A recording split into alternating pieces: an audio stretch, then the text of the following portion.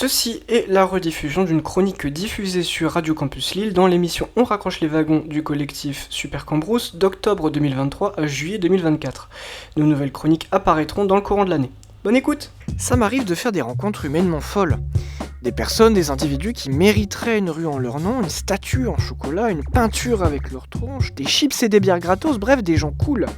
Tellement cool mais qui n'en ont pas forcément conscience. Je me souviens d'un gars journaliste et en même temps aspirant romancier. C'est comme ça qu'il s'appelait. En vérité, le gars écrivait très bien, c'est pas ça le problème.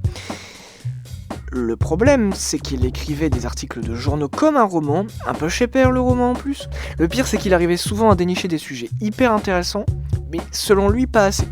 Bref, aujourd'hui, dans 180 mm, Jesus Camp ou le syndrome de l'imposteur.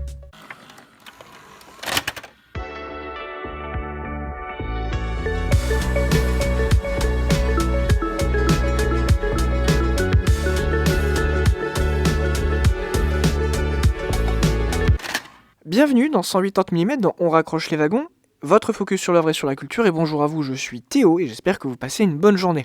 Aujourd'hui on va encore parler cinéma avec un nouveau micro, le mien.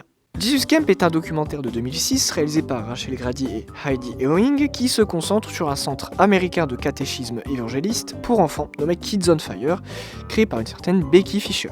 Le documentaire va prendre en guise de protagonistes 3 enfants, filles et garçons. Le métrage va alterner scènes de prière et de pédagogie aux enfants, de vie personnelle de nos 3 bambins, ainsi que sur Becky Fisher, la prêtresse, et sur ses manières de faire et de propager sa foi et sa vision du monde. Selon les distributeurs du film, et il est important de le souligner, celui-ci ne porte pas un avis fourni et essaie de donner une description honnête et impartiale d'une faction de la communauté chrétienne évangélique.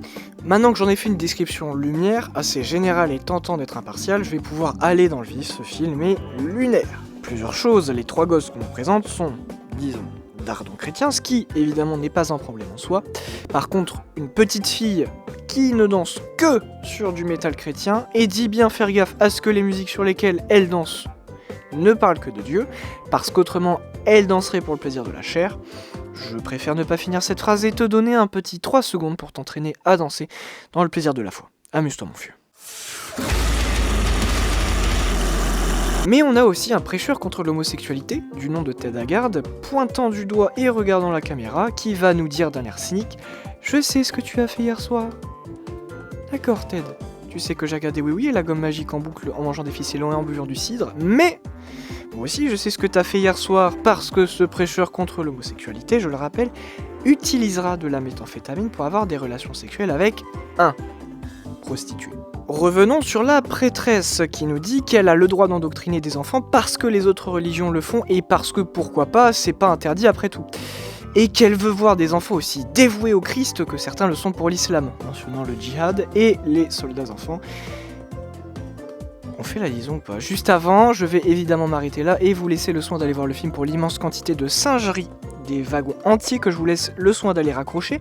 C'est un film qui fait rire évidemment par le décalage que l'on peut avoir avec ces gens-là, mais qui surtout fait un peu froid dans le dos. Malgré tout, est-ce que j'ai aimé ce film? Eh bien non. J'ai aimé le moment qui m'a fait passer, j'ai pu voir à quoi l'église pentecôtiste ressemblait, mais j'ai senti un blocage tout au long du film. Comment un film avec un sujet aussi béton arrive à se louper? Le film met trop en scène. Le film se permet de montrer la prêtresse faire une vanne en gros plan où on voit qu'elle, mettre des rires en audio et directement après montrer des enfants qui tirent la tronche. C'est quoi le problème? Qu'est-ce qui me dit que le rire a pas été rajouté? Rien. Parce qu'on voit pas la tête des gosses qui rigolent. Des gros plans, des cutures des gosses qui ont l'air hagards comme Ted, il y a du montage, de la mise en scène partout, tout le temps. Et ça pose problème, parce que c'est un documentaire. Et voilà comment un documentaire a manifestement un syndrome de l'imposteur, mais j'ai pas fini. Le but d'un documentaire, c'est d'informer. Il prend donc le rôle de preuve de l'existence de quoi que ce soit qu'il montre. Par exemple, personne m'a filmé pendant que je regardais Oui Oui hier soir, donc vous pouvez pas en être sûr de ce que je dis. Donc comment faire confiance à un documentaire qui se met trop en scène? Parce que, rappelons-le, la mise en scène c'est de l'illusion, du trompe-l'œil. Justin Bieber ne s'est pas vraiment fait tirer dessus dans les experts. Donc est-ce que ce qu'on regarde est un documentaire où ça a tellement été modifié qu'il en retourne de la fiction? Alors non, les trucs hallucinants qu'on montre, on ne les montre, aucun doute là-dessus. Je pinaille sur des riens, mais il est important de comprendre qu'à un certain moment, ça peut devenir problématique. Le documentaire, par ce côté informatif, se colle une réputation de truc forcément vrai. Qui n'a jamais entendu un connard sortir « Alors moi, j'ai vu un documentaire là-dessus et je peux dire que renifler ses pets, ça soigne le cancer. » Sans que le gars ne se demande s'il a vu un truc puant au possible. Et je rappelle que Hold Up est un documentaire. Voilà. Je finirai là-dessus, aucun film documentaire et par conséquent aucune vidéo et par conséquent aucune photo ne recouvre l'intégralité du réel. Dès qu'on place une caméra quelque part, ce qui sort de son cadre, on ne peut pas le voir. Ça vous fait une belle jambe, alors que c'est peut-être crucial à la bonne compréhension de ce qui se passe sur la vidéo ou sur l'image dans le documentaire. En d'autres termes, si vous voyez quelqu'un sourire sur une photo, peut-être que quelqu'un le pointe avec un flingue voulant de lui qu'il sourit. Les images ne disent que ce qu'elles disent, pas la vérité. Il ne me reste plus qu'à vous souhaiter une bonne fin de journée, bonne continuation dans On raccroche les wagons et vive toutes les formes de culture, la bise!